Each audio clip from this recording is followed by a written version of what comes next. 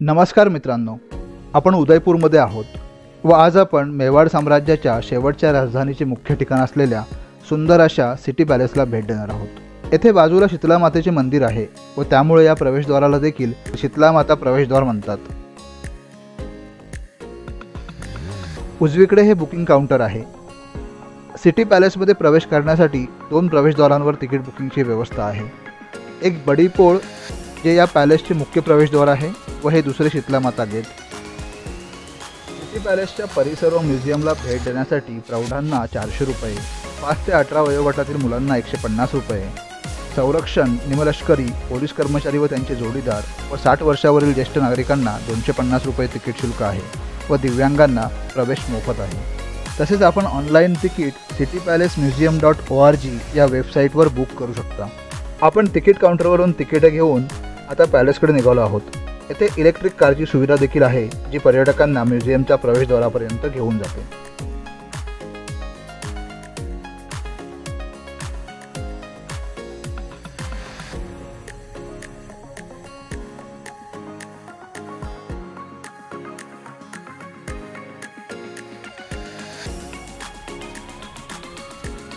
शीतला माता मंदिराकडून प्रवेश केल्यावर या पॅलेसमध्ये हे पहिले प्रवेशद्वार आहे, ज्याला गणेश पोळ असे नाव आहे।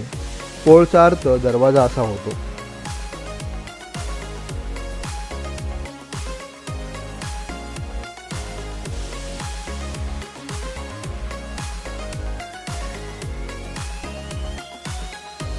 हे समोरचे आपण बघत आहोत हे सिटी पॅलेसच्या संकुलातील एक पंचतारांकित हेरिटेज हॉटेल आहे, ज्याचे नाव शिवनिवास पॅलेस आहे। राजस्थानमध्ये आपल्याला खूप ठिकाणी ऐतिहासिक किल्ले व राजवाड्यांचे हेरिटेज हॉटेलमध्ये रूपांतर केलेले बघायला मिळेल।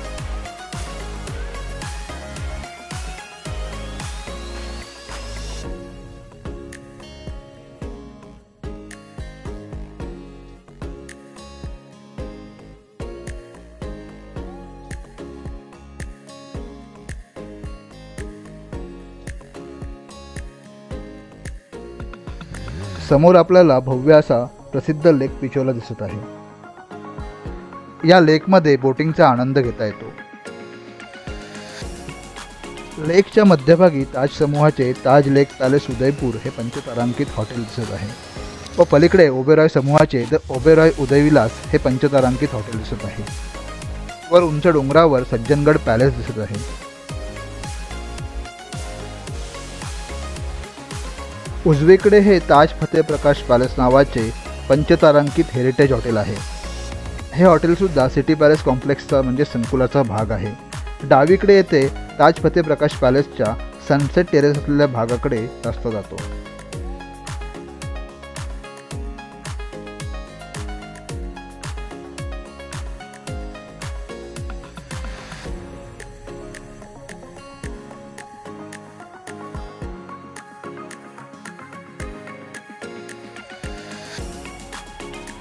येथे पद्मपोळ नावाचे प्रवेशद्वार आहे, जे ताज फतेह प्रकाश पॅलेसचा भाग आहे।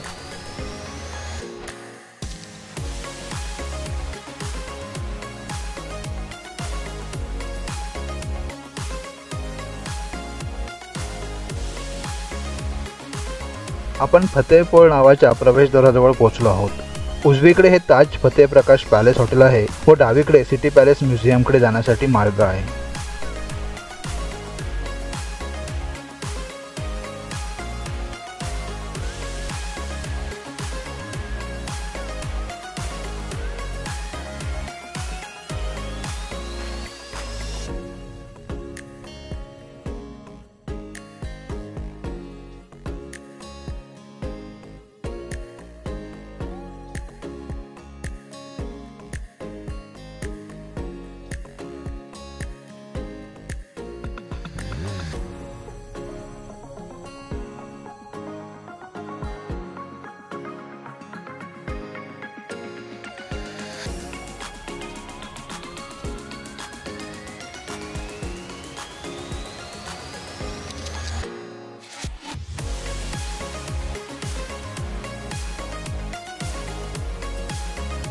डावीकडे हा ताज फतेह प्रकाश पॅलेस हॉटेलचा भाग आहे।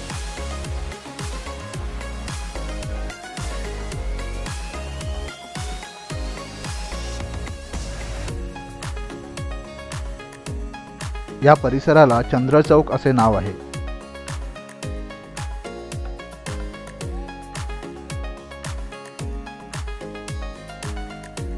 या गेटपर्यंत इलेक्ट्रिक कार पर्यटकांना सोडतात.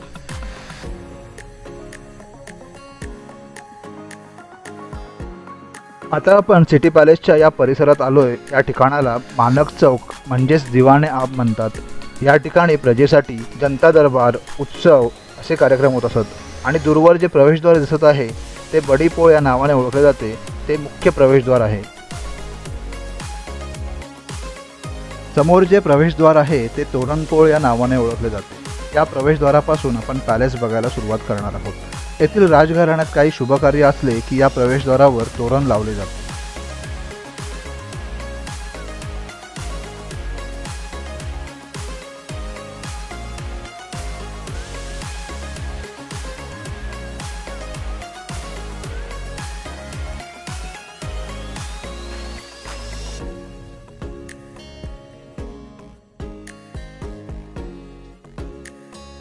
आपण या पॅलेसमध्ये गाईड घेऊन किंवा ऑडिओ गाईडची मदत घेऊ शकता.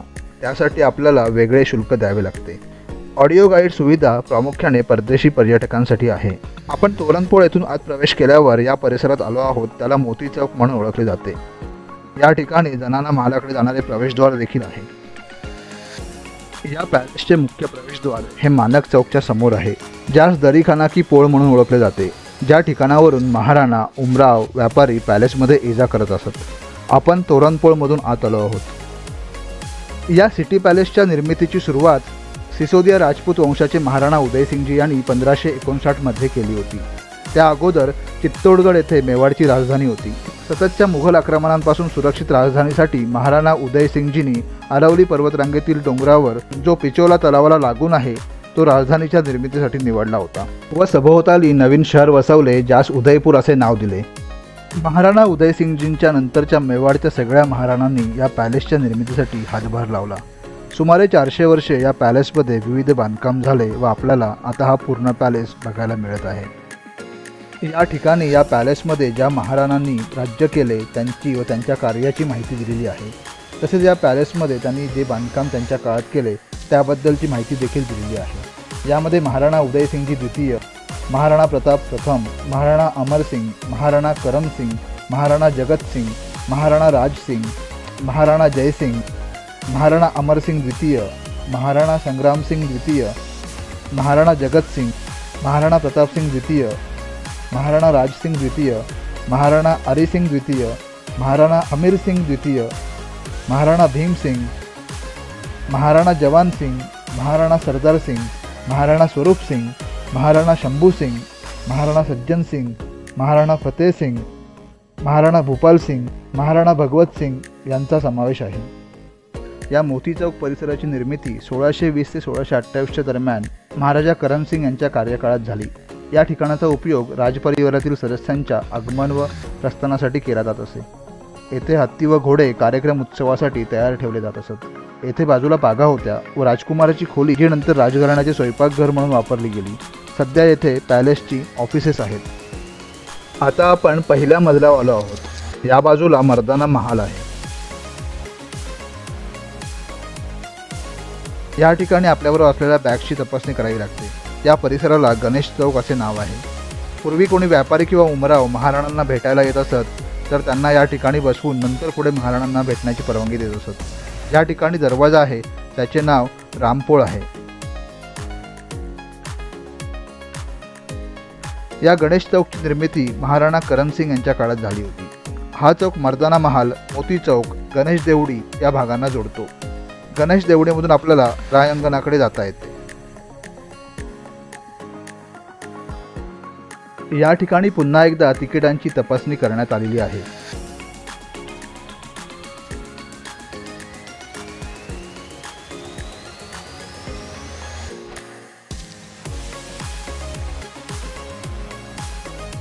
समोर गणपती बाप्पांची धातूची मूर्ती आहे. ती सुमारे 400 वर्षेहून अधिक जुनी आहे. या परिसराला गणेश देवडी असे म्हणतात. या देवडीमध्ये गणेश मूर्तीसह गजलक्ष्मीची मूर्ती, एकलिंगजी, श्रीनाथजी या देवतांची चित्र आहेत. या गणेश देवडीची निर्मिती महाराणा करमसिंग यांच्या कार्यकाळात करण्यात आली होती.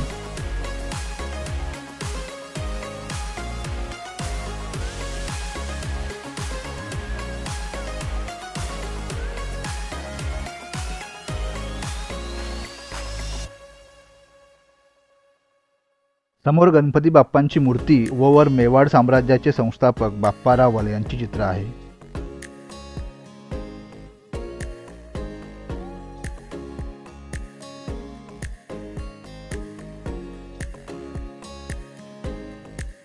समोर हे महाराणा फतेहसिंग यांचे मोठे चित्र लावलेले आहे. आपण आता ज्या परिसरात आलेलो आहोत हा या पॅलेसचा सगळ्यात प्रथम म्हणजेच महाराणा उदयसिंगजी द्वितीय यांच्या काळात बांधला गेलेला परिसर आहे. याला राय अंगण असे म्हणतात. राय अंगण म्हणजेच राज दरबार येथे भरत असे.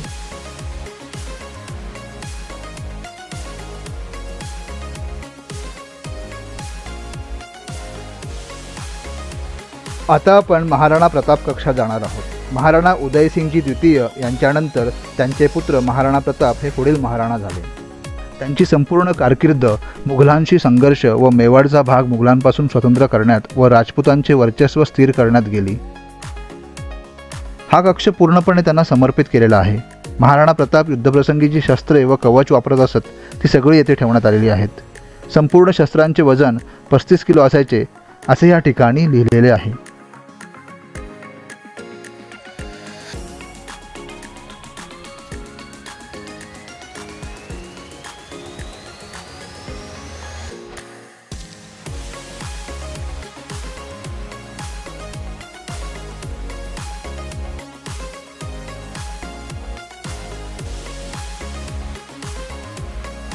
या दालनामध्ये महाराणा प्रतापांच्या आयुष्यातील प्रसंग चित्रित केलेले आहेत.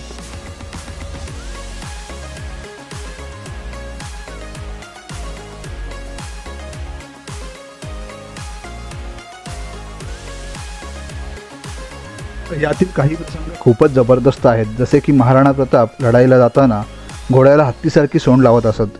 यामुळे शत्रू सैन्यातील हत्तींना तो घोडा नसून हत्तीचे छोटे पिल्लू वाटत असे व घोड्यावर हल्ला करत नसत.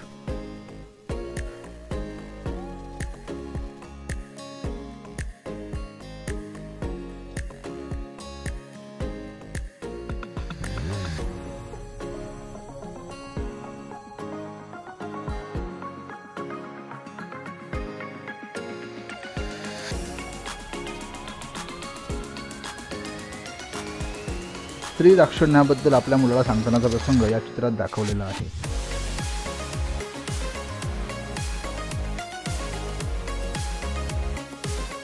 या ठिकाणी महाराणा उदयसिंगजी दरबारात बसत असत व कारभार करत असत. महाराणा प्रताप जोधपूरचे महाराजा पृथ्वीराज राठोड यांना पत्र लिहितानाचे हे चित्र आहे. त्या पत्रात महाराणा प्रतापांनी आम्ही अकबराला शरण जाणार नाही ही खात्री दिली होती. समोरील चित्रात हल्दीघाटीच्या लढाईचा प्रसंग चित्रित केलेला आहे.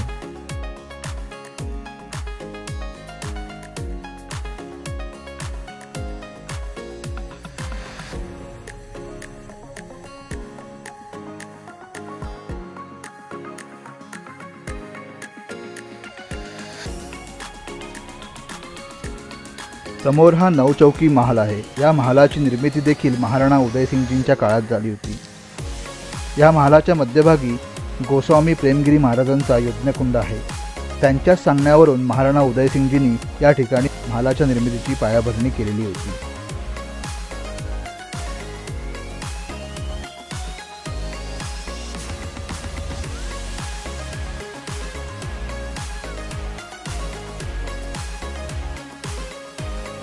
आता आपण तिसऱ्या मजल्याकडे जात आहोत.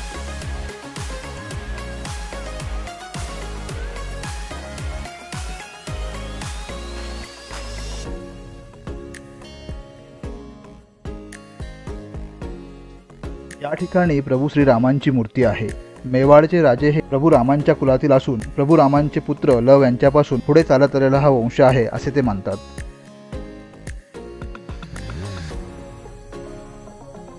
या ठिकाणी एका अखंड संगमरवरी दगडात बनवलेले लख्खू कुंड आहे. लख्खू म्हणजे लाख. ज्या ज्या वेळेला नवीन महाराणांचा राज्याभिषेक होत असे त्यावेळेला या कुंडामध्ये 1,00,000 चांदीची नाणी भरली जात व त्यातील 25% नाणी उपस्थित प्रजेवर उधळली जात असत व उरलेली 75% दान म्हणून दिली जात असत. या महालाचे नाव चंद्रमहाल आहे. महाराणा करणसिंग यांनी याची निर्मिती केली होती. संपूर्ण बांधकाम संगमरवरी दगडामधील आहे.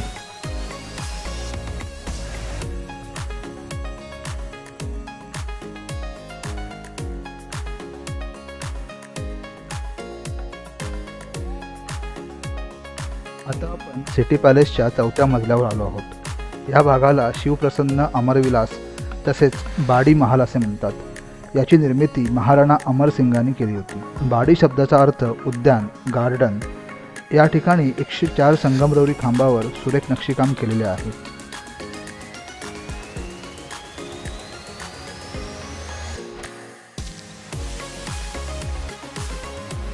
या ठिकाणी कबुतरांचे पिंजरे आहेत। पूर्वीच्या काळी संदेशवहनासाठी कबुतरांचा वापर केला जात असे।